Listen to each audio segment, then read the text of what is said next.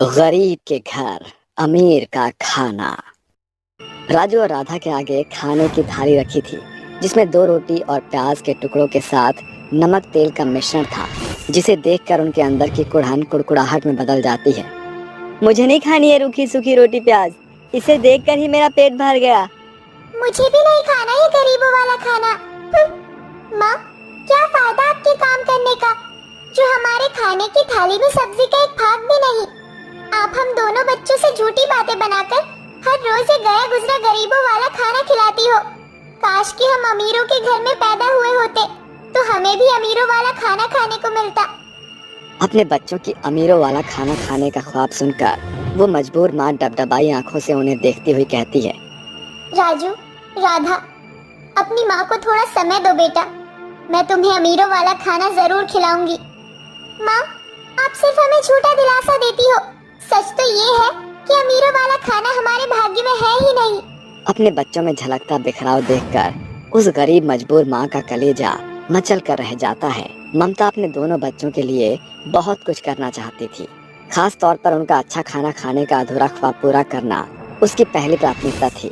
मगर जिस घर में वो काम करती थी, वहाँ की करोड़पति मालकिन शिखा अव्वल दर्जे की कंजूस थी। वो हर छोटी बड़ी बात के बाल का खाल निकालती थी। बच्चों, मैं काम पर जा रही हूँ, जल्दी लौट आऊंगी। माँ, क्या आज हम भी आपके साथ चल सकते हैं? वैसे भी आज इतवार है। अपने बच्चों के आंखों में उतरे आंसू को देखकर ममता उन्हें अपने साथ काम पर ले आती है, जहाँ शिखा का बड़ा घर देखकर राजू और राधा की आंखें चमक उठती है, जिसके साथ उनके मन की बुझी आस रोशन हो उठती है।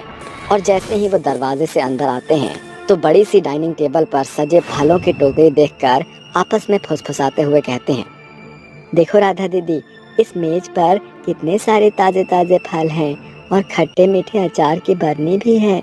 हाँ राजू, मैं तो इन लाल लाल सेवों का स्वाद चखना चाहती हूँ। मुझे पता है राजू, ये अमीर लोग ना बड़े ठाट बाट से खाना खाते हैं। आ गई महारानी। तुम गरीबों को जरा सी ढील क्या दे दो, कीट की तरह लेट लतीफ आना शुरू हो जाता है। और इन ऐरे गहरे गरीबों को कहाँ से धर पकड़ लाई है? मालकिन, ये मेरे बच्चे हैं, सो इनकी छुट्टी है, तो ये घूमने का हट करने लगे। मेरा अपार्टमेंट का कोई एडवेंचर पार्क है जो उठा लाई इन्हें? शिखा की कुड़कुड़ाहट सुनकर उसका पति शेखर कहता है, शिखा बच्चे ही तो हैं, उनके आ जाने से घर की जगह थोड़ी ना घट जाएगी। जाओ ममता, जल्दी से कुछ बना दो। शेखर मर्म दिल का इंसान था, उसे जिंदगी और मेहनत दोनों का मोल मालूम था, इसलिए वो ममता को अमीरी गरीबी के आंकड़े से नहीं मापता था। ममता किचन में खड़ी होकर खाना बनाने लगती है। किचन में हर चीज भरपूरी से भरी थी। एक और जहां अमीरों के घरों में पराठे घी में चुपोड़े जाते थे, वहीं गरीब के घर में हर दूसरे दिन चूल्हा जलने पर भी आफत आ पड़ती थी। फर्क का यही फासला गरीब और अमीर को अलग अलग वर्ग में बांटता है। मम्मी, मुझे भूख लगी है। अले ले ले, मेरी रानी बिटिया को भूख लगी है। अरे ओ ममता, जल्दी से खाना लगा। जी मैम साहब। ममता जल्दी से मेज पर खाना लगा देती है। पूरी टेबल अलग अलग खाने से लबालब भरी हुई थी। दूर खड़े राजू और राधा खाने की ओर ललचाई नजर से देख रहे होते हैं। आओ बच्चों, ये कुर्सी खाली है, आके खाना खा लो। दोनों बच्चे पांव बढ़ाने लगते हैं। तभी शिखा के गुस्से का भपका उन भूखे बच्चों पर धधक पड़ता है। वही रुक जाओ दोनों, तुम हमारे साथ बैठकर नहीं खा सकते। देखो ना मम्मी, खाने को देखकर इनके मुंह से कैसे लार टपक रहा है, जैसे ऐसा खाना कभी चखा ही ना हो। शेखर का कलेजा कचोट रहा था, मगर वो इस बात से वाकिफ था कि शिखा के मन में बसी गरीबों की धराशायी सोच नहीं मिटने वाली। कुछ देर बाद सभी खाना खाकर उठ जाते हैं और शिखा कहती है, ये ले ममता, थाली का बचा कुछ खाना अपने बच्चों को दे दे, वरना इनके मुंह से यूं ही लोमड़ी की तरह लार टपकती रह जाएगी। मेम साहब, मैं गरीब हूँ, लाचार नहीं, और ना निपांगुर हूँ जो मेरे बच्चों को झूठन से पेट भरना पड़े। ममता ऐसा कह ही रही थी कि तभी अमीरों वाला खाना खाने की ललक में भूख से छछनते दोनों बच्चे मेज की उसी जूठी थाली में खाने को बड़े चाव से खाने लगते हैं, जिसे देखकर शिखा अपनी रईसी की शेखी बघारते हुए ममता की गरीबी की हंसी उड़ाने लगती है। वो देख तेरे बच्चे हमारे झूठन को कैसे चाव से चाट पोंछ कर खाए जा रहे हैं। अमीरों का झूठन मिलना तुम गरीबों की किस्मत है, क्योंकि तुम गरीब की हैसियत कहाँ ऐसी लग्जरी थाली में खाना खाने का लुत्फ उठाने की, वरना तो कभी रूखा सूखा खाकर रात काटते हो तो कभी पानी पीकर पेट भरते हो। अपनी गरीबी का मजाक बनता देखकर ममता के मन में बसा दुख फफन पड़ता है और वो राजू और राधा को थप्पड़ मारकर थाली छीनते हुए मेज पर रखकर कहती है, हाँ, सच कहा शिखा मैम साहब आपने। आप दौलत शोहरत में बहुत ऊंची है, मगर क्या फायदा आपके पास करोड़ों की इस कोठी का जब किसी गरीब भूखे को अच्छा खाना खिलाने का कलेजा नहीं। जा रही हूँ, आप जैसी छोटे दिल वालों के यहाँ मैं काम करना ठुकराती हूँ। चलो बच्चों। ममता अपने बच्चों के साथ घर लौट आती है। दिन बीतते गए, काम छूट जाने से घर की दशा छिन्न भिन्न हो गई थी। उसी बीच सुलेखा उसके घर आई। वो आंगनबाड़ी की शिक्षिका है। अरे सुलेखा दीदी, आप मेरे घर?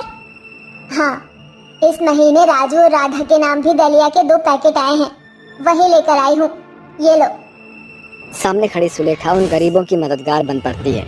वो उन्हें एक दलिया का पैकेट देती है। ममता झट से एक पैकेट दलिया बनाकर अपने बच्चों को खाने को दे देती है, मगर उनके मन में अभी भी अमीरों वाले खाने की आस नाच रही थी। दिन बीतते गए, वक्त ने ममता और उसके बच्चों को दाने दाने के लिए दूभर कर दिया था। माँ, मुझे बहुत भूख लगी है माँ। क्या करूं बच्चों, अब तो रूखी सूखी रोटी प्याज खरीदने के भी पैसे नहीं है जो तुम्हारा पेट भर सकूं। ममता अपने बच्चों की भूख मिटाने की आस लेकर मंदिर चली जाती है, जहाँ सड़क पर सूट बूट पहने एक रईस शख्स को एक गुंडे ने घेर रखा था। उसके हाथों में एक धारदार चाकू थी। अरे, इन बाबूजी की जान तो खतरे में है, कुछ कर ममता। ममता होशियारी से पास पड़े पत्थर को उठाकर उसके सर पर मारती है, जिससे वो बेहोश हो जाता है। तुम्हारा शुक्रिया, आज तुमने मेरी जान बचा ली। तुम तीनों इतनी रात में यहाँ क्या कर रहे हो? भूख गरीब को रात के अंधियारे में भी भटकने पर मजबूर कर देती है बाबूजी। ये सुनकर राजवीर उनका दुख बांटने लगता है। पूछताछ करने पर ममता अपनी बेबसी की आप बीती बताती है, जिसे सुनकर राजवीर कहता है, तुमने मेरी जान बचाकर मुझे अपना कर्जदार बना दिया है। मैं इस शहर के सबसे फेमस 5 स्टार होटल का मालिक हूँ। मैं चाहता हूँ कि तुम मुझे अपनी मेहमान नवाजी का मौका दो। इसके साथ राजवीर उन्हें अपने कार में बिठाकर अपने होटल लेकर जाता है, जहाँ उन्हें सबसे महंगे मेज पर खाना खाने का मौका मिलता है। एक साथ इतना सारा स्वादिष्ट खाना देखकर उनका सूखा चेहरा खुशी से खिल उठता है। अरे वाह, आज तो हमारी दावत हो गई। देखो दीदी, ये मेज खाने की खुशबू से महक उठा है। यहाँ खाने को कितना कुछ है, दाल मखनी, मटर पनीर, बिरयानी, पुलाव। मेरे मुंह से तो पानी आ रहा है। तीनों खाने पर टूट पड़ते हैं और पेट भर कर खाना खाते हैं, जिसके बाद ममता भरी हुई आंखों से बोलती है, शुक्रिया भाई साहब, आज आपकी बदौलत मुझ गरीब मजबूर माँ के बच्चों को अमीरों वाला खाना खाने का ख्वाब पूरा हुआ। अरे ये तो तुम्हारा बड़प्पन है बहन, तुमने मुझे नई जिंदगी अर्पण की है। आज से तुम मेरे इसी होटल में काम करोगी। ऐसा सुनहरा मौका मिलने पर ममता की आंखों में गरीबी के गड्ढे से बाहर उभरने की आस छिटक पड़ती है। ममता ने उस मौके को हाथ से छूटने नहीं दिया। वो मगन होकर होटल में मेहनत करती है, जिसके उससे बच्चों को भरपूरी से पका हुआ खाना खाने को मिलता है। मगर आज भी एक और जहां अमीरों के घर का बच्चा खाना कचरे में फेंकता है, तो वहीं भूख से बिलखते गरीब बच्चे दाने दाने के अभाव में दम तोड़ देते हैं। देर सांझ अपनी ससुराल की दहलीज पर दस्तक देती है, जहां वो अपनी सास को सोफे पर बैठा पाकर बोलती है, भाई लागू माँ जी, अजीब बात है, आज सासू माँ ने आशीर्वाद देना तो दूर, मुझे एक तक देखा भी नहीं। शायद सासू माँ कुछ ज्यादा हद तक सीरियल की गहराई में सराबोर हो गई है, प्यास के मारे गला सूख गया है। ये बोलकर बेला रसोई घर का रुख करती है, जहाँ उसकी सास खाना पका रही होती है। ये देख बेला बड़ी आंखें करके हिचकते हुए कहती है, ये क्या भला है, अभी तो क्षण भर पहले सासू माँ सोफे पर पसरी हुई थी, फिर ये रसोई घर में कैसे डोल रही है? कहीं ये मेरी आंखों की मिथ्या तो नहीं है? बेला रसोई घर में जाने की बजाय दौड़ते कदमों से हॉल में वापस आती है। कमाल है, अभी तो सासू माँ बावर्ची घर में थी, अभी ये हॉल में बैठी हुई है। सासू माँ मुझे हैरत अंगेज कर रही है, कहीं मेरे मायके जाने के बाद सासू माँ निबट तो नहीं गई है? ऊपर वाले तेरे भी खेल निराले। जैसे ही बेला ये बोलकर नजरें नीचे करती है, अपने सामने एक ही शक्ल सूरत की 2 सासों को देखकर वो दंग होकर चीखती हुई बोलती है, भूतनी, भूल भुलैया की भूतनी, बचाओ! ये सब क्या हो रहा है? एक ही शक्ल सूरत की दो सास, मेरी सास निकल रही है। क्या तो ये मेरी आंखों का भ्रम है या फिर ये कोई भूतनियों का छलावा? आखिर कौन है बेला की असली सास? कहीं ये हमशक्ल दिखने वाली सास की कोई साजिश है या फिर कोई दुखदाई दास्तान? इस कहानी की शुरुआत साल भर पहले हुई थी, जब बेला बतौर बिहाकर ससुराल आई थी, जहां उसकी सास सीता उसका स्वागत करते हुए कहती है, बहू, इस नए घर में तेरा स्वागत है। अब तक तो तेरी इस बूढ़ी सास ने इस घर को संजोए रखा था, मगर अब बहू होने के नाते ये घर की बागडोर तेरे हाथों में है। मुझे भरोसा है कि तू मेरी उम्मीद पर खरी उतरेगी। मैं अपनी भरसक कोशिश करूंगी कि आपको कभी शिकायत का एक मौका न दूं। इसके बाद बेला अपने पति आलोक के साथ कमरे में चली जाती है। बेला ससुराल की बागडोर को बखूबी संभाल लेती है। समय के साथ एक सप्ताह बीत जाता है। एक रात, अरे ये कैसा शोरगुल है? घर में कोई चोर उचक्का तो नहीं घुस आया? बेला सभी कमरे छानबीन करती है। तभी उसकी निगाह हॉल के दरवाजे से भीतर आ रहे अपनी सास सीता पर पड़ती है। ये सासू माँ इतनी देर रात दबे पाँव कहाँ से आ रही है? शायद अभी सवाल करना सही नहीं होगा। अगली सुबह बेला अपनी सास सीता को एक टक निहारती है। क्या हुआ है बहू, तू सवेरे से मेरी सूरत ही निहारे जा रही है, कुछ कहना चाह रही है क्या? सासू माँ, कल देर रात के 2 बजे मैंने आपको दरवाजे से भीतर आते हुए देखा। बेला के पूछने पर सीता का शरीर पसीने से सराबोर हो जाता है। वो हिचकते हुए कहती है, वो बहू, मुझे बड़ी घुटन सी महसूस हो रही थी, बस इसीलिए ताजी हवा खाने बाहर चली गई। सासू माँ की हैरतअंगेज हाव भाव देखकर ऐसा लग रहा है जैसे वो कुछ छुपा रही है। उस सांझ जब आलोक दफ्तर से घर लौटता है तो बेला ये बात उसके सामने छेड़ती है। आलोक, बोलो बेला, क्या बात है? आलोक, कल देर रात मैंने माँ जी को दरवाजे से अंदर आते देखा। जाने क्यों माँ जी छिपते छिपाते भीतर आ रही थी, जैसे उनकी कोई चोरी पकड़ी गई हो। बेला, बढ़ते बुढ़ापे में बूढ़े इंसान को बहुत बार नींद नहीं आती, शायद माँ टहलने गई हो, ज्यादा मत सोचो। समय गुजरता है और बेला बोलती है, सासू माँ, मेरे बाबूजी की तबीयत बेहद बिगड़ गई है, अगर आपकी इजाजत हो तो मैं मायके हो आऊं। अरे बहू, इसमें पूछना क्या, तू फौरन ही चली जा। बेला के मायके जाते ही सीता सुकून की सांस भरते हुए कहती है, अब मुझे कुछ पलछिन के लिए इस स्वांग रचाने से बचाव मिल गया। अब मैं अपनी छोटी बहन गीता को घर ला सकती हूँ। दरअसल वो हम शक्ल सीता की सगी बहन थी। बेला के पीठ पीछे सीता अपनी बीमार बहन गीता को घर ले आकर उसका खास ख्याल रखने लगती है। इसका मतलब आपकी हमशक्ल सूरत से मेल खाने के बीच बहनों के खून का रिश्ता है। मेरी जुड़वा बहन गीता अपनी गृहस्थी में बहुत खुश थी बहू, मगर उस विधि के विधाता ने बेचारी मेरी बहन की खुशियां तार भगार कर दी। सासू माँ, गीता सासू माँ के संग ऐसा क्या हुआ था? हम दोनों जुड़वा बहनों का ब्याह एक संग हुआ था, मगर दुर्भाग्यवश गीता ब्याह के कुछ सालों बाद ही बेवा बन गई। जब एक रोज गीता सैर सपाटे के लिए अपने पति और बच्चों के लिए बढ़ रही थी, उनकी गाड़ी का बेतहाशा बुरा एक्सीडेंट हुआ, जिसमें बच्चे और ब्रजेश जीजाजी दर पर ही चल बसे। किस्मत से मेरी जुड़वा बहन गीता की जान तो बच गई, मगर मेरे भरसक कोशिश के बावजूद सालों बाद भी ये सदमे से उबर न सकी। सीता सिसकती हुई बेला को अपनी आप बीती बताती है। सासू माँ, अब हम सास बहू मिलकर मौसी सासू माँ को सदमे से उबारेंगे।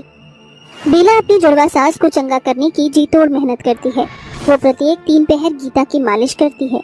आज भी देर रात वो गीता के पाँव में तेल मलते हुए बोलती है, सासू माँ, जानती हो आपकी जुड़वा बहन है ना सीता सासू माँ, आप अव्वल दर्जे की कसाई हैं। अरे बोलो भला, ससुराल में कदम रखते तो बड़ी बड़ी 3 घाकी इन्होंने। कहाँ बहू घर की लक्ष्मी होती है, एकाएक उसी लक्ष्मी बहू को बतौर बाई बनाकर रख दिया है। बेला की कड़वी बातें सुनकर सीता की जुड़वा बहन गीता के शरीर में मानो प्राण पड़ जाते हैं। उसके हाथ पांव डवाडोल होने लगते हैं और वो बोल पड़ती है, तेरी ये मजाल जो तू मेरे ही सामने मेरी जुड़वा बहन को भला बुरा बोले।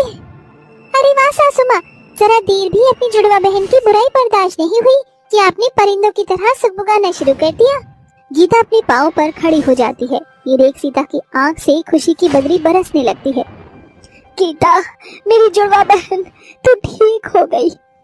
सीता, मैं कहती हूँ छोड़ मुझे।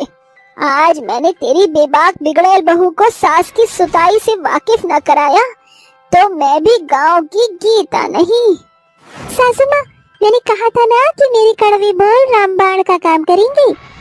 इसका मतलब ये सब कुछ तुम दोनों सास बहू की साजिश थी।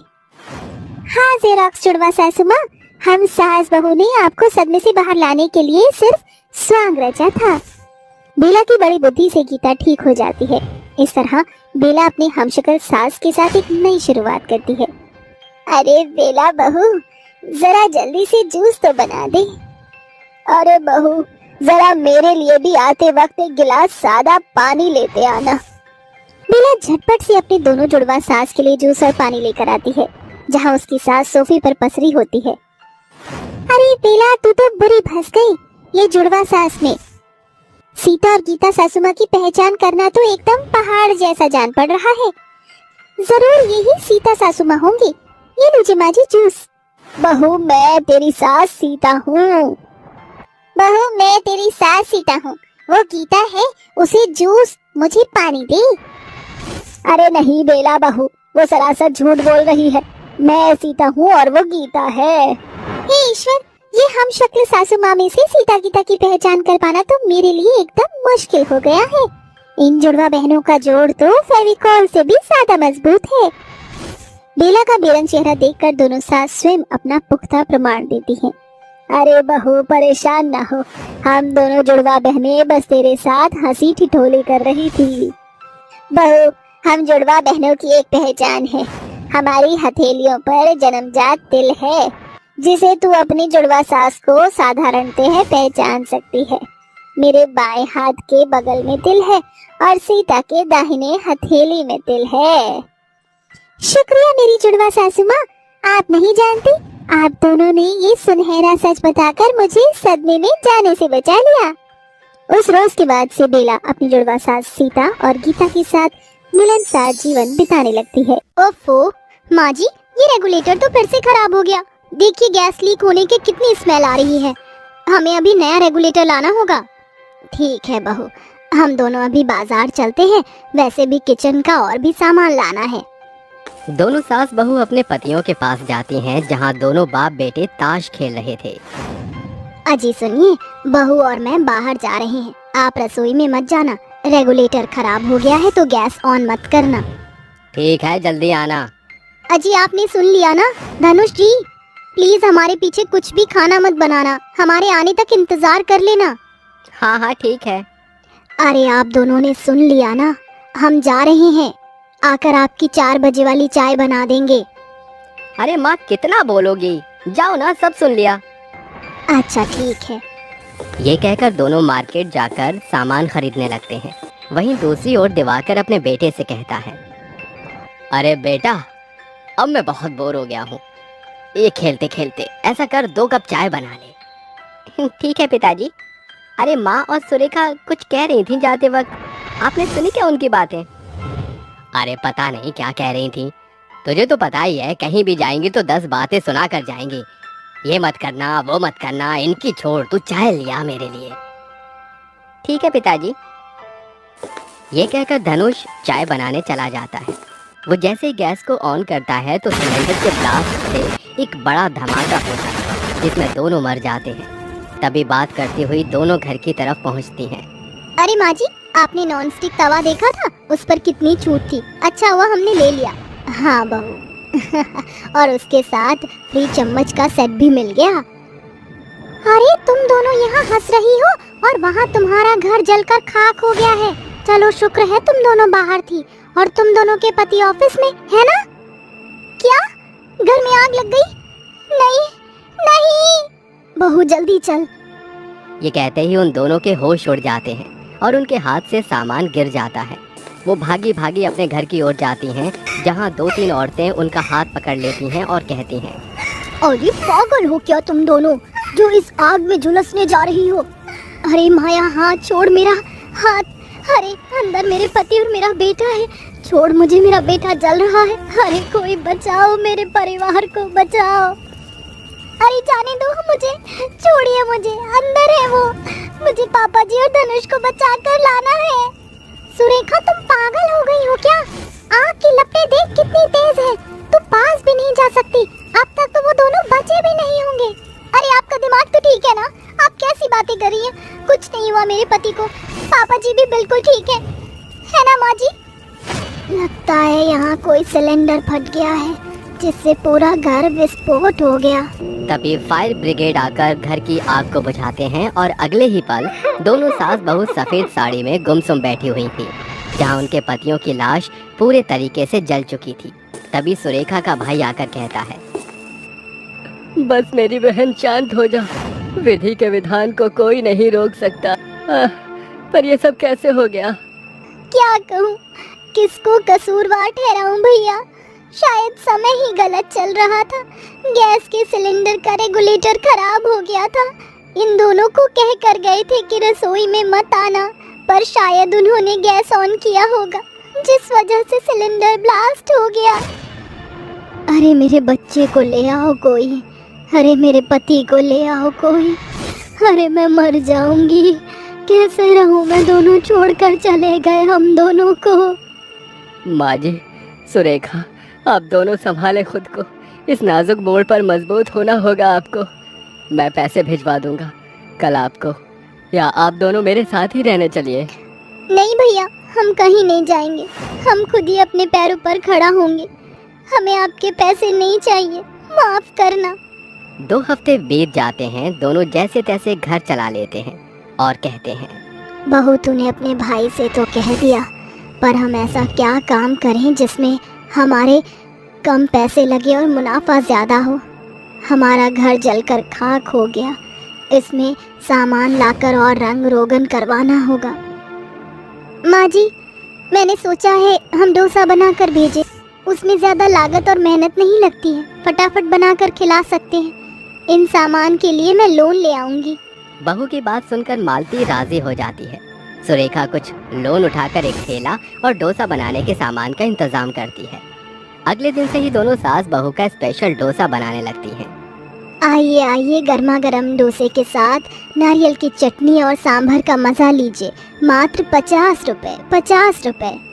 हाँ आइए आइए, यहाँ मसाला डोसा, पनीर डोसा, चीज डोसा, सास बहू स्पेशल डोसा, अफगानी डोसा, कई प्रकार के डोसे उपलब्ध हैं, तो देर ना कीजिए।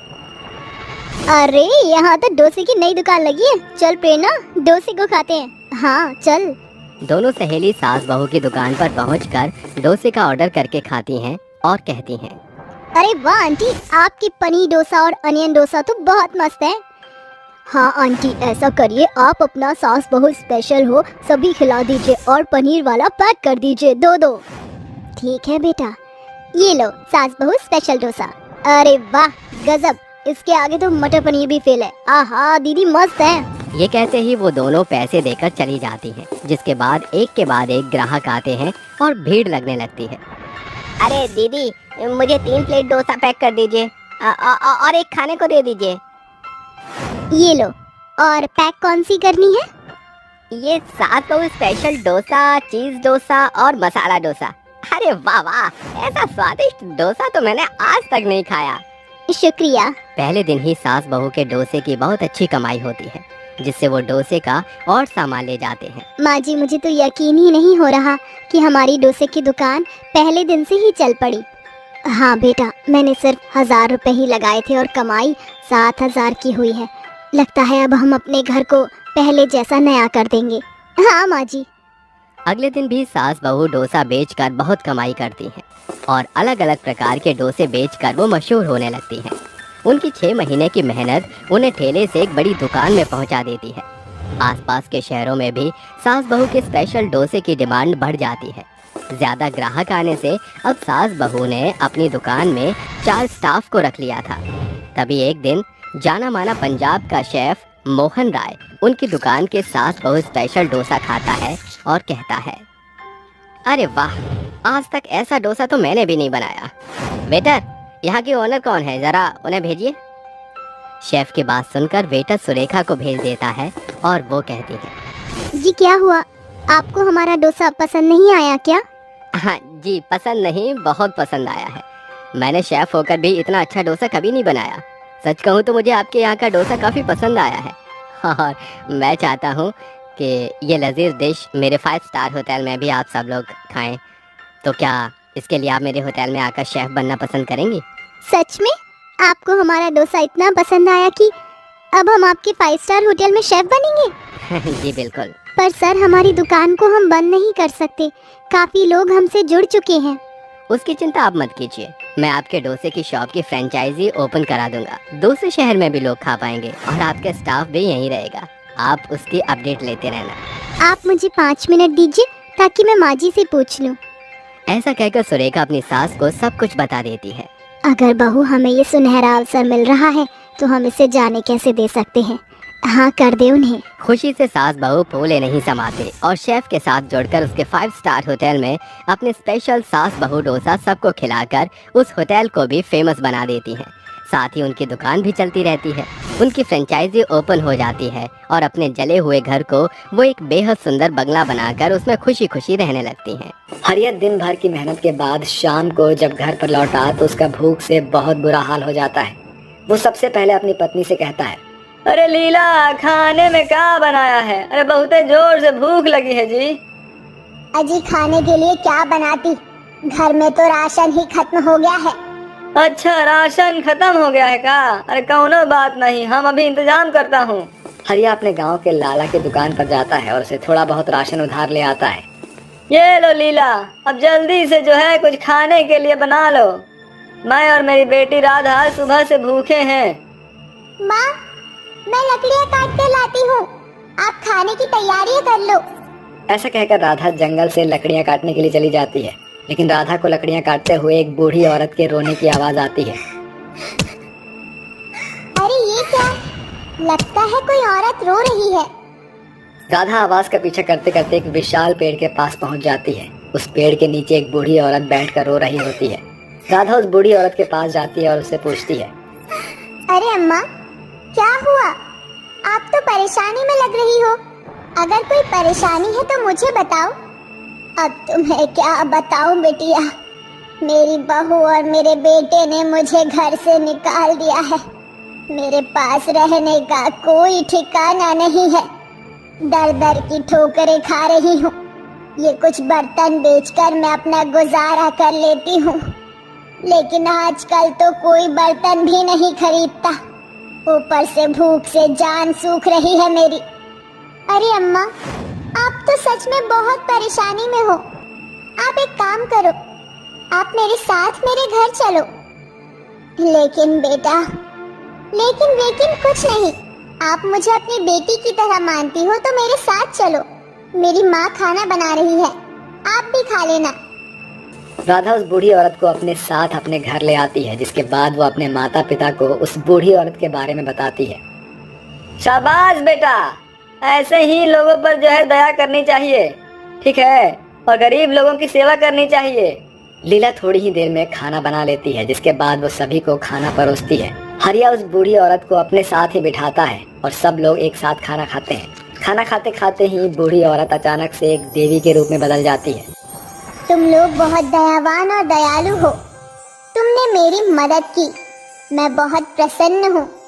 बोलो, तुम्हें मुझसे क्या चाहिए? साक्षात देवी माँ के दर्शन हो गए हैं, इससे ज्यादा हमें और कुछ नहीं चाहिए। एक बार फिर तुमने मेरा दिल जीत लिया। मैं तुम्हारे लिए कुछ करना चाहती हूँ। देवी माँ अपना हाथ ऊपर उठाती है, जिसके बाद उनके हाथों से रोशनी निकलती है। वो रोशनी राधा, हरिया और लीला की थाली पर जाकर गिरती है और कुछ ही देर में तीनों थालियाँ सोने से सुनहरी बन जाती है। ये कोई मामूली थाली नहीं, बल्कि ये जादुई थाली है। इन थालियों की वजह से अब तुम्हारे जीवन की सभी परेशानियाँ हमेशा हमेशा के लिए खत्म हो जाएंगी। ऐसा कहकर देवी माँ वहाँ से गायब हो जाती है। लेकिन इन थालियों का जादू हमें कैसे पता चलेगा? ऐ जादुई थाली, अगर तुम जादुई हो तो हमें अपना कमाल दिखाओ। लीला के इतना कहते ही उसकी थाली से सोने के गहने निकलने लगते हैं। हरिया की थाली से चांदी के बर्तन निकलने लगते हैं। वहीं राधा की थाली से खूब सारे पैसे निकलने लगते हैं। अरे वाह, अरे तो चमत्कार हो गया। अरे ऐसा चमत्कार तो हमने जिंदगी में कबहू देखा ही नहीं किया है। ये तो सचमुच चमत्कार ही है। देवी माँ ने तो हमारी सभी परेशानियों को दूर ही कर दिया है। माँ, क्या ये सब असली है? हाँ बेटी, ये सब असली है। चलो अब इसे संभाल कर रख देते हैं। लीला और राधा दोनों मिलकर सोने के गहने और चांदी के बर्तनों को संभाल कर रख देती हैं, जिसके बाद वो उन सभी पैसों से अपने लिए एक अच्छा सा घर खरीदते हैं और उसमें रहने लगते हैं। एक दिन हरिया लीला से कहता है, लीला, जब हमारे पास जादुई थाली है तो क्यों ना हम उसकी मदद से अपनी खुद की कोई दुकान खोल लें। आप सही कहते हो। अगर हम इन चांदी के बर्तनों को बेचेंगे तो हमारी अच्छी खासी बिक्री हो जाएगी। हाँ लीला, तुम एकदम सही कहती हो, लेकिन उसके लिए हमें बहुत सारे सोने चांदी के बर्तन चाहिए होंगे और खूब सारे पैसे भी। ऐसा सोचकर हरिया और लीला तीनों जादुई थाली को एक साथ रखते हैं और कहते हैं, ए जादुई थालियों, अगर तुम जादुई हो तो अपना कमाल दिखाओ। इतना कहते ही उन तीनों जादुई थाली के अंदर से सोने के गहने, चांदी के बर्तन और खूब सारे पैसे निकलने लगते हैं। अब मैं अपनी खुद की बर्तनों की दुकान खोल सकता हूँ, जिसमें मैं जो है अपने चांदी के बर्तन बेचा करूँगा। हरिया उन पैसों से एक दुकान खरीद लेता है, जिसके बाद वो उस दुकान के अंदर सारे चांदी के बर्तन रख लेता है और अपनी दुकान चलाना शुरू कर देता है। देखते ही देखते उसके चांदी के बर्तन की दुकान अच्छी खासी चलने लगती है। अरे वाह, अरे मेरी दुकान में तो लोगों की भीड़ लग गई है जी, और सभी को मेरे चांदी के बर्तन बहुत पसंद आ रहे हैं और आज तो कमाई भी अच्छी हो रही है। हरिया बहुत खुश होता है। शाम को जब वो घर वापस लौटता है तो अपनी बेटी राधा के लिए चाउमीन, मोमोज और चिली पोटैटो लेकर आता है। राधा बिटिया, तुम हमेशा मुझसे जो है चाउमीन, मोमोज और चिली पोटैटो मंगवाया करती थी ना, लेकिन पैसों के चलते तुम्हें कभी दिलवा नहीं पाता था। ई लो, अब तुम्हें जितना खाना है तुम खा सकती हो। अरे वाह पिताजी, इन्हें देखते ही मुंह में पानी आ गया। आप तो बहुत अच्छे हो। अपनी बेटी को चाउमीन, मोमोज और चिली पोटैटो देने के बाद हरिया लीला के पास जाता है। लीला, अब हमारी बेटी जो है इस शादी के लायक हो गई है, तो हमें जो है इसकी शादी करवा देनी चाहिए। क्या कहती हो? शादी के लिए तो हमें बहुत सारा पैसा और खूब सारे सोने के जेवर चाहिए। चिंता क्यों करती हो? देवी माँ का आशीर्वाद के चलते हमारे पास देवी माँ की जादुई थालियां हैं ना, उसकी मदद से हम अपनी बेटी की शादी बहुत धूमधाम से कराएंगे। काहे टेंशन ले रही हो? ऐसा कहकर हरिया तीनों जादुई थालियां निकालता है और उन थालियों से कहता है, ए जादुई थालियों, अगर तुम जादुई हो तो अपना कमाल दिखाओ। हरिया के इतना कहते ही जादुई थालियों के अंदर से सोने के गहने, चांदी के बर्तन और खूब सारे पैसे निकलने लगते हैं, जिसके बाद हरिया उन सभी को इकट्ठा कर लेता है और अपनी बेटी की शादी धूमधाम से करता है। बेटी राधा, अब जो है तुम दूसरे के घर की अमानत हो, ठीक है? दूसरे के घर जाकर उस परिवार को अपना ही परिवार समझना और वहाँ जो है हमेशा खुश रहना। पिताजी, आप चिंता मत कीजिए, मैं हमेशा आपकी इज्जत का ख्याल रखूंगी और अपनी सभी जिम्मेदारियों को अच्छे से समझूंगी। हरिया और लीला अपनी बेटी को अच्छे से विदा कर देते हैं। बेटी के विदा करने के बाद उन्हें एक बुजुर्ग व्यक्ति नजर आता है जो उनके पास भीख मांगने आता है। कुछ खाने को दे दो बेटा, मेरा पूरा परिवार जो है भूखा प्यासा है, उन्होंने कुछ नहीं खाया है बहुत दिन से, कुछ दे दो बेटा। उस बुजुर्ग आदमी की हालत देखकर हरिया और लीला को उस पर तरस आ जाता है, जिसके बाद वो दोनों अपनी जादुई थाली उस बुजुर्ग आदमी को दे देते हैं और बिना जादुई थाली के वो अपने जीवन को खुशी खुशी बिताने लगते हैं। वहीं दूसरी तरफ जादुई थाली पाकर वो बुजुर्ग आदमी अपने परिवार के साथ मिलकर उस जादुई थाली का लाभ उठाता है और खुशी खुशी रहने लगता है। कोकिला ने अपने बेटे शिवम की शादी पलक से की थी। दोनों की शादी को 1 साल हो गए थे। सब अच्छे से चल रहा था। ऐसे एक दिन पलक खाना बनाकर कहती है, माँ जी, मैंने आपके लिए साबूदाने की खिचड़ी बना दी है, आप खा लीजिए, मैं ऑफिस का काम कर रही हूँ, आपको कुछ चाहिए हो तो बताना। ठीक है बहू, कर ले।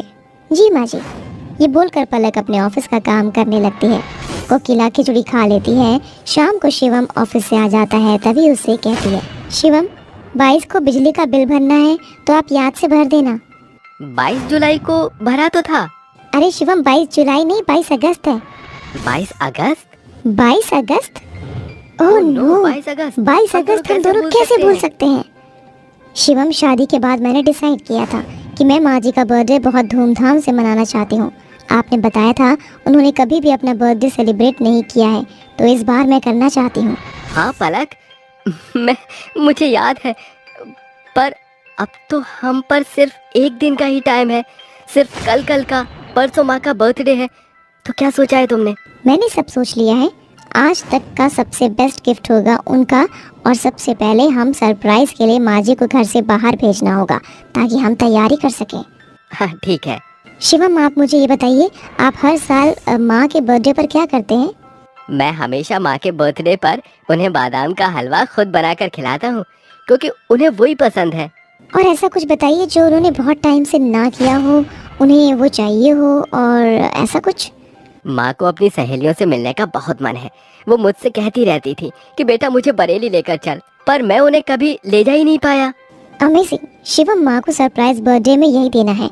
उन्हें उनकी पुरानी सहेलियों से मिलवाएंगे, जिससे वो बहुत खुश हो जाएंगी। पर एक बात, आप माँ जी को हमेशा की तरह बादाम का हलवा बनाकर विश नहीं करेंगे, उनसे बात भी नहीं करेंगे, और मैं भी बात नहीं करूँगी। पलक, तुम ऐसा क्यों कर रही हो? माँ बहुत उदास हो जाएगी। शिवम, ये मेरा सरप्राइज प्लान, प्लीज आप वैसा ही करिए। हाँ मेरी डार्लिंग, इस बार माँ बहुत खुश होंगी। तुम बता दो, वही डेकोरेशन का सामान ले आऊंगा। ठीक है शिवम। माँ जी की सहेलियों का नंबर है आप पे? हाँ शायद है, डायरी ढूंढनी होगी। जल्दी करना शिवम, कहीं माँ जी की फ्रेंड्स यहाँ आ ना पाए, इसीलिए कल तक हमें हर हाल में मैसेज पहुँचाना है उनके फ्रेंड तक। कुछ देर बाद सब बैठकर एक साथ डिनर करने लगते हैं। अगले दिन पलक अपने ऑफिस का काम कर रही थी, तभी उसकी सास कहती है, बहू मेरा सर दर्द हो रहा है, जरा सर दर्द की गोली और पानी ला कर दे दे। आई माँ। नहीं, मुझे माँ जी के साथ थोड़ा नाटक करना होगा। मैं उनके हर काम को मना करूँगी। माँ जी, मुझे ऑफिस का काम करना है, मैं नहीं आ सकती, आप खुद ले लीजिए दवाई भी। ये बहू को क्या हो गया है? हमेशा तो ऑफिस का काम छोड़कर मेरा काम करती है। हो सकता है बेचारी ज़्यादा काम कर रही हो, मैं खुद ही पानी लेती हूँ। कोकिला खुद ही उठकर दवाई और पानी ले लेती है। ऐसे ही शाम को कोकिला कहती है, बहू ज़रा मेरी ये साड़ी प्रेस कर दे, कल मेरा जन्मदिन है, यही साड़ी पहनूंगी। माँ जी, इतनी बड़ी साड़ी पहनकर आप कहाँ जा रही हैं? किसी शादी में जाना है क्या आपको? नहीं बहू, बहुत दिनों से पहनी नहीं है ना, रखे रखे ख़राब हो गई, तो मेरा मन किया कि मैं कल पहनूं इसको। सॉरी माँ जी, आपका इतना मन है, पर मुझे फिर से मना करना पड़ेगा आपको। माँ जी, मेरे पास ऑफिस का बहुत सारा काम है, मैं प्रेस नहीं कर पाऊंगी, या तो आप खुद कर लो।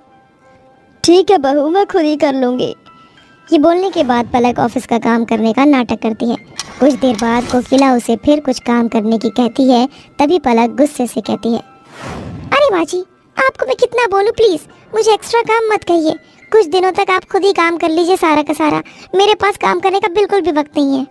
ठीक है बहू, मैं तुझसे कुछ भी नहीं बोलूँगी। रात को 12 बज जाते हैं और कोकिला कहती है, शादी के बाद मेरी बहू पहली बार मेरा बर्थडे बनाएगी, चाहे वो मुझसे भी नाराज़ क्यों ना हो, पर मुझे पता है अभी मुझे जन्मदिन की मुबारकबाद देने आएगी, और मेरा शिवम भी। इंतज़ार करते हुए आधा घंटा बीत जाता है। अरे इतनी देर तो शिवम ने कभी नहीं लगाई, शायद दोनों को मेरा बर्थडे याद ही नहीं है। शादी से पहले मेरा बेटा हमेशा मुझे जन्मदिन पर रात में ही विश करने आ जाता था, पर अब नहीं आया। वही शिवम पलक से कहता है, पलक मुझे जाने दो, माँ वेट कर रही है, मैं उन्हें हर साल विश करता हूँ। मैं आपका हाथ नहीं छोड़ूंगी, आप नहीं जाएंगे, थोड़ी देर और बस, कल शाम को माँ जी बहुत खुश होंगी। इस तरह से तीनों सो जाते हैं। अगले दिन कोकिला पूजा पाठ करके सोफे पर बैठ जाती है और कहती है, मुझसे तो सब्र नहीं हो रहा, मेरे बहू बेटे आने वाले होंगे, मेरे पैर छूकर आशीर्वाद लेंगे, मुझे जन्मदिन की हार्दिक बधाई देंगे। दोनों आते हैं। माँ जी, मुझे माफ़ कीजिएगा, मैंने आपका खाना बना दिया, आज मुझे ऑफिस में बुलाया तो जाना ही होगा, अर्जेंट है, और आपको सुधा आंटी मंदिर जाने को कह रही थी, तो आप उनके साथ चले जाना। माँ, मैं तो लेट हो गया हूँ, मैं भी ऑफिस जा रहा हूँ, आप अपना ख्याल रखना। पर बेटा सुन, आज मेरा दोनों चले गए, इसका मतलब दोनों में से किसी को भी मेरा जन्मदिन याद नहीं है। घर पर रहकर क्या करूँगी, सुधा के साथ ही चली जाती हूँ। कोकिला का दिल बहुत दुखी हो जाता है, इसीलिए वो सुधा के साथ मंदिर चली जाती है। पलक के कहने पर सुधा कोकिला को मंदिर में व्यस्त रखती है। इतने में दोनों घर पर वापस आकर कोकिला के जन्मदिन की तैयारी करते हैं। पलक अपनी सास के लिए केक तैयार करती है और शाम तक पूरा घर ऐसे सजा होता है जैसे घर में दिवाली हो। शाम को कोकिला कहती है, आज कितनी देर हो गई, मैं घर जा रही हूँ सुधा, अरे अभी मत जा, तू मेरे साथ ही रहना, बहुत बातें करनी है तुझसे। मुझे पलक बहू को फोन करना होगा, अब मैं कोकिला को और नहीं रोक सकती। तभी सुधा के पास पलक का कॉल आता है, वो उसे घर ले आती है। कोकिला जैसे ही अपने घर पहुंचती है तो घर में अंधेरा होता है। अरे ये घर में एकदम से अंधेरा क्यों है, लाइट जलाती हूँ। ये बोलकर कोकिला जैसे ही घर की लाइट जलाती है तो पार्टी पोपर ब्लास्ट होता है और उसके सभी सहेलियां बहू बेटे उसे जोर शोर से जन्मदिन मुबारक देते हुए कहते हैं, happy birthday to you, happy birthday to you. जन्मदिन की बहुत बहुत शुभकामनाएं माँ। ये लीजिए आपका बादाम का हलवा। हैप्पी बर्थडे टू यू माँ जी, 1000 साल जिए आप। शुक्रिया आप सभी को। बेटा तुम दोनों को याद था मेरा जन्मदिन? हाँ माँ जी, भला इतना इम्पोर्टेंट दिन कैसे भूल सकते हैं, इसीलिए आपके लिए सरप्राइज प्लान किया था। पर तू तो आज ऑफिस में थी, तो ये सब कैसे किया? माँ ये सब नाटक था ताकि आपको घर से बाहर भेजकर सजावट की तैयारी कर सकें। अरे कोकिला, मुझे भूल गई क्या? देख तो जरा। मीनाक्षी, सुनीता, तुम दोनों इतनी दूर से कैसे आई?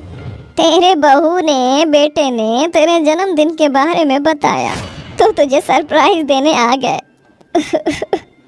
मुझे तो यकीन ही नहीं हो रहा।